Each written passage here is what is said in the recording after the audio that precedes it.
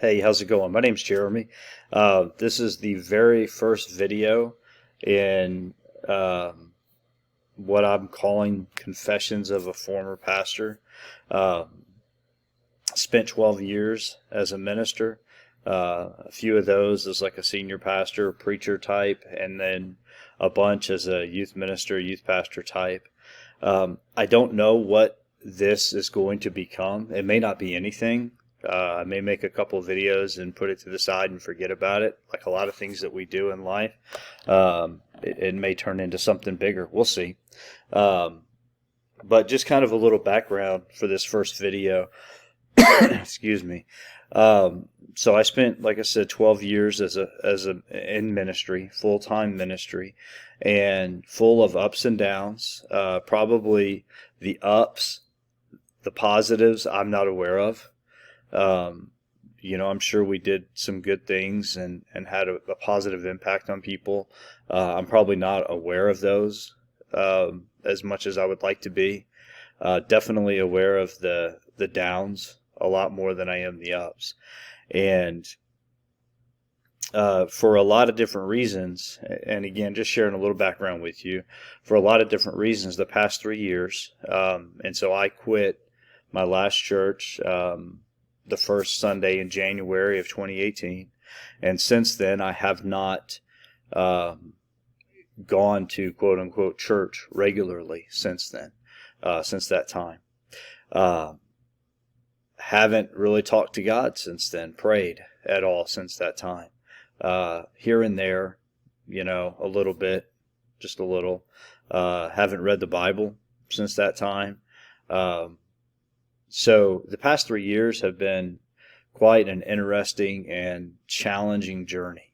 It's been full of some really cool, fun, positive life experiences, financially, career-wise. Started a business that's done well. I'm now a school teacher, which I love doing.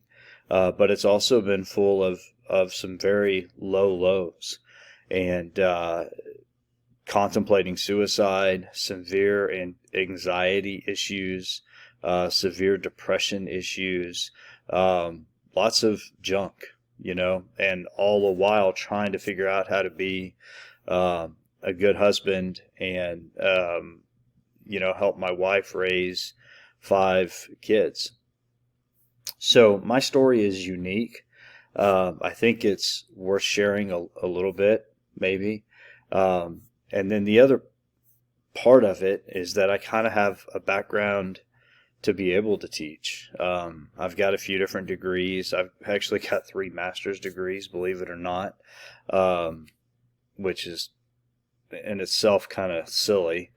But I've got a master's degree in business administration, an MBA. I've got a master's degree of divinity in an MDiv.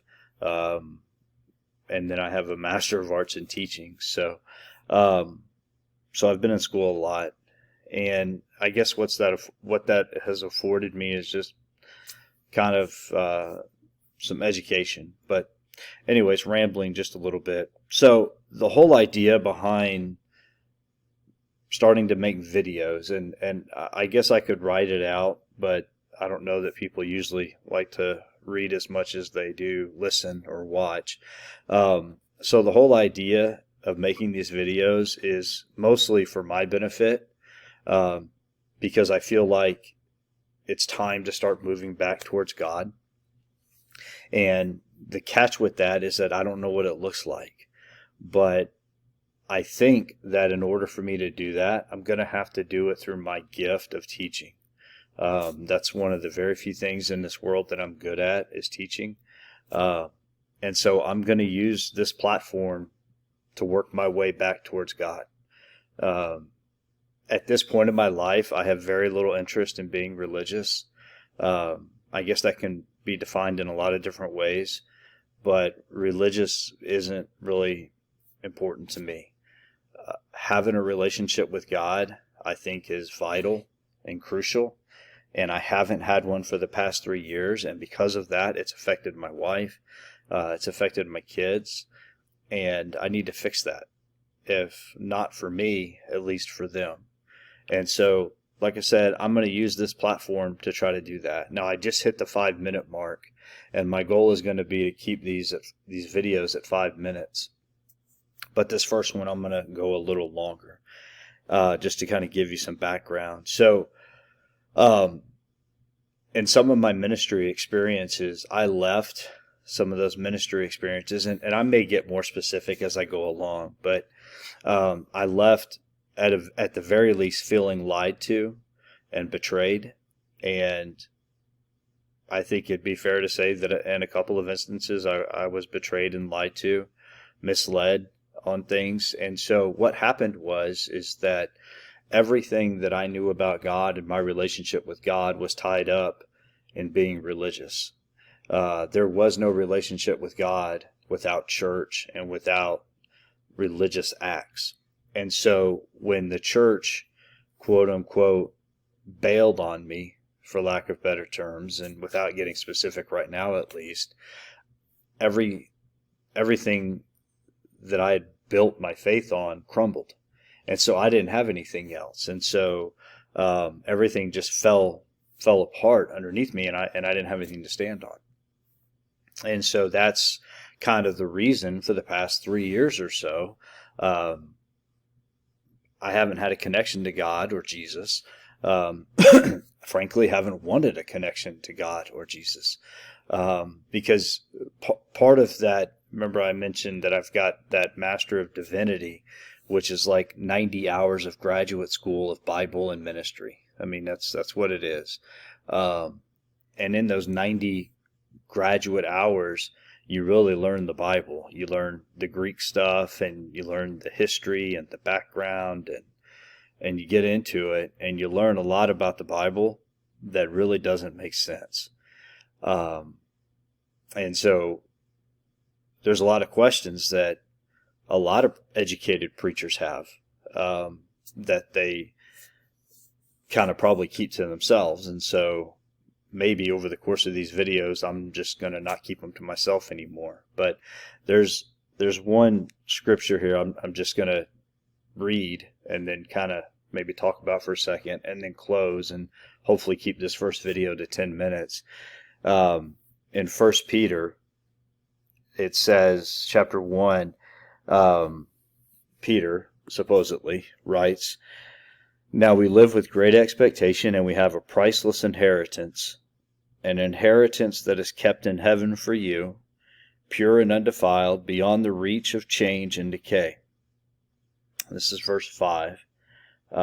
It says, "And through your faith, God is protecting you by His power until you receive this salvation, which is ready to be revealed on the last day for all to see." Let me read verse 5 again. It says, "And through your faith," and so this is Peter, like the Peter you've heard about, that you may not, even if you're not a churchy person, you've probably heard of St. Peter, supposedly the first pope, if you talk to a Catholic person. So Peter is writing at the very end. This is probably towards the end of his life. He probably did write this when he was an older guy. And so he's thinking, and you can kind of tell by the way he's writing, he's thinking that Jesus is coming back like now kind of thing, not like in who knows when, thousands of years later. So the way he writes this letter to these Christians who are being persecuted, he's thinking like, okay, this is like about to happen, so just hang in there kind of mindset, because these Christians were being persecuted. So anyways, verse 5, and he says, "And through your faith," and the "your" is, he's talking to Christians, okay? "God is protecting you by His power until you receive this salvation, which is ready to be revealed on the last day for all to see." Okay, so you can kind of pull stuff apart from an academic point of view and get to the root of stuff, and you can read the Greek and get into it. And you can kind of sort of make a little bit better sense of that scripture. But I don't know about you, but there's a lot of people who are faithful who aren't protected by God. And that's kind of tough because there's a lot of kids who are hurt by horrible adults every single day who aren't protected by God. I wasn't protected by God, and I got hurt. And I thought I had faith. Maybe I didn't. Maybe it was on me.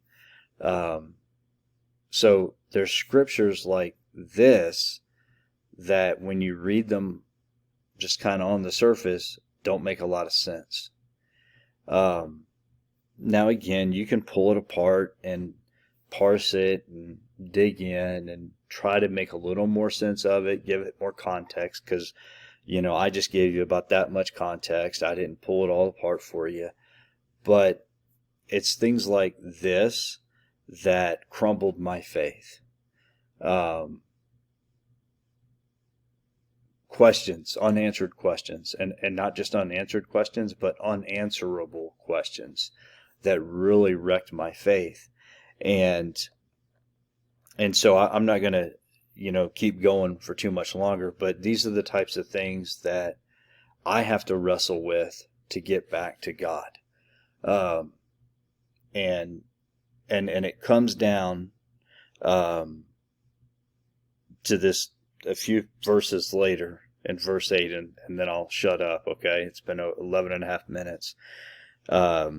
He writes a little bit more, and he says in verse 8, you love him. He's talking about Jesus. So Peter is, the you is the Christians, and Peter is writing, and he says, you love him, Jesus, even though you've never seen him. So Peter's like, yeah, me and the boys back in the day, we hung out with Jesus, okay? But you haven't seen him, and you love him anyways. And even though you don't see him now, this is still verse 8, 1 Peter chapter 1, you trust him. This is Peter talking to these Christians who are being persecuted, like legit persecuted, okay? So though you don't see him now, you trust him, and you rejoice with a glorious, inexpressible joy. Cool, okay? The reward for trusting him will be the salvation of your souls. And so it really comes down to people who are trying to figure out their faith and trying to figure out, their religion and God and Jesus and, what's going to happen when I die and all these different very heavy questions. To me, it really, and this is where I'm at now. Okay, this is literally where I'm at now. It just comes down to the fact that I'm either going to have to choose to trust him or I'm not. Now, there's stuff about the Bible that really, really, really bother me because, and I'd be glad to, and I'm sure I will if these videos continue. I'll pull it apart and I'll show you stuff in the Bible that just doesn't make sense. And, whatever. But at the end of the day, to use kind of one of those stupid cliches, you either trust Jesus or you don't. And it doesn't mean you don't have the doubts. It doesn't mean that you don't carry hurt. And it doesn't mean that, like in my case, you don't carry anger, which I have for a good 2.5, almost 3 years. It doesn't mean that those things aren't legitimate. And warranted, but eventually you're going to have to choose to either trust or not trust. And that's where I'm at. And so that's kind of the foundation and starting point for these videos, where, like I said, I'm going to just try to work myself back towards God and invite you to go with me. If you get something out of it, great. If you don't, then that's fine too. Just, keep moving along. So I may do these one a day. I may do them one a week. You may never see these again. We'll just see how it goes. Invite your comments. Feel free to shoot me an email. That's on the page. And until then, take care and be well.